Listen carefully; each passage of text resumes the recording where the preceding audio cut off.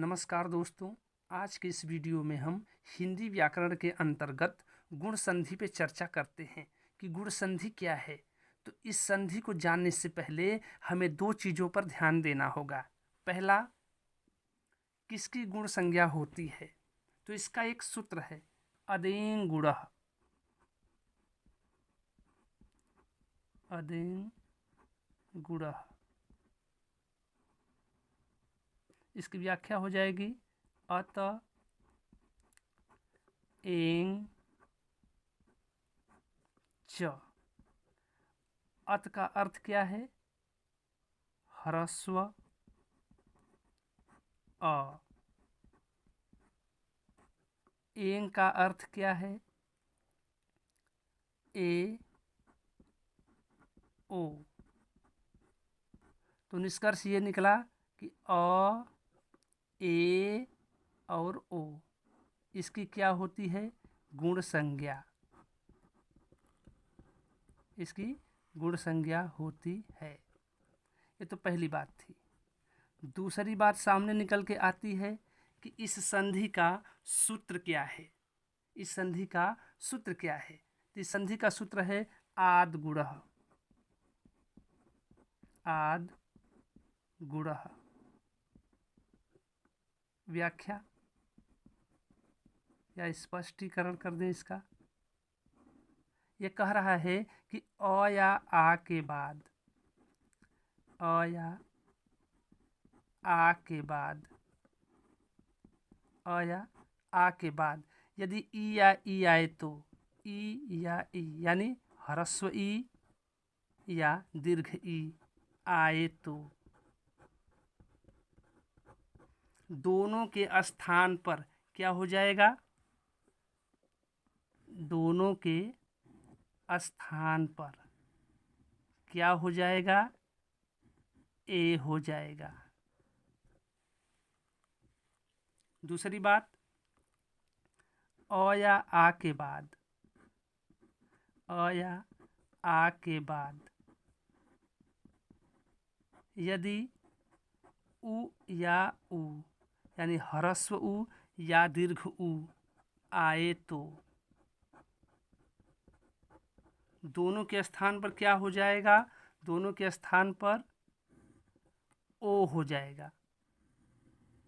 दोनों के स्थान पे क्या हो जाएगा? ओ हो जाएगा।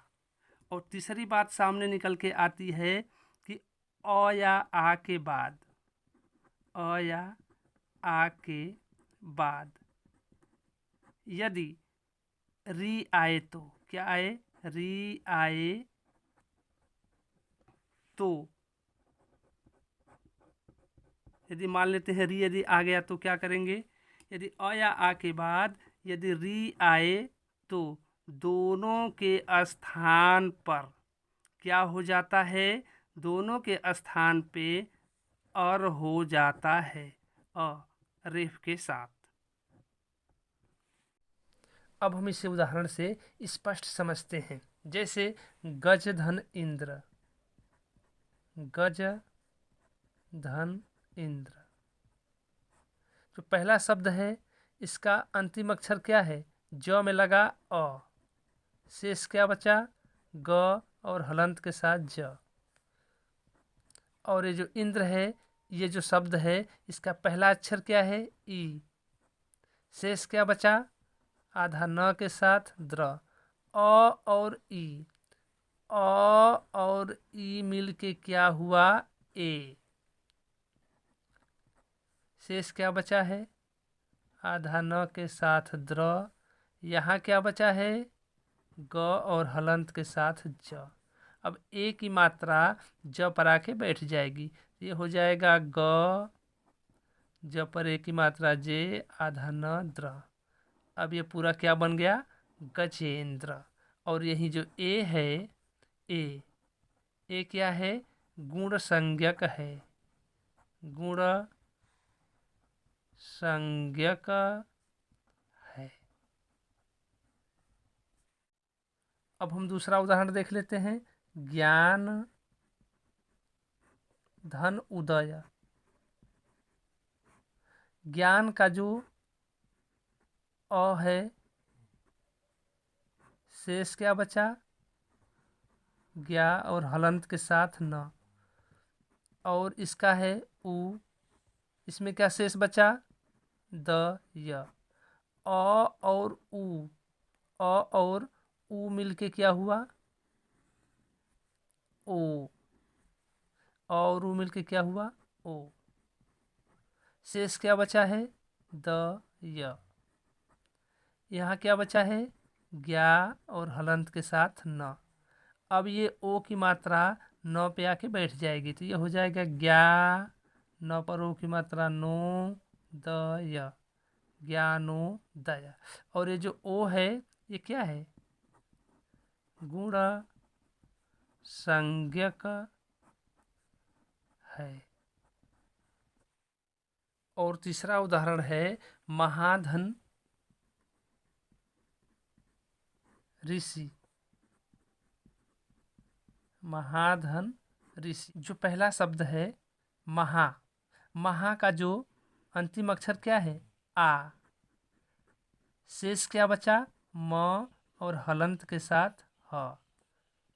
और ये दूसरा अक्षर जो ऋषि है, ऋषि का जो पहला अक्षर क्या है, री। इसमें शेष क्या बचा, सी। आ और री, आ और री मिलके क्या होगा,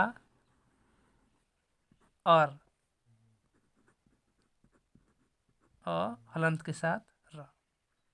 तो इसमें क्या बचा है, सी। इसमें क्या बचा है, म और हलंत के साथ ह। तो ये अ की मात्रा जो है ह पर आके बैठ जाएगी, ये हो जाएगा म, ह।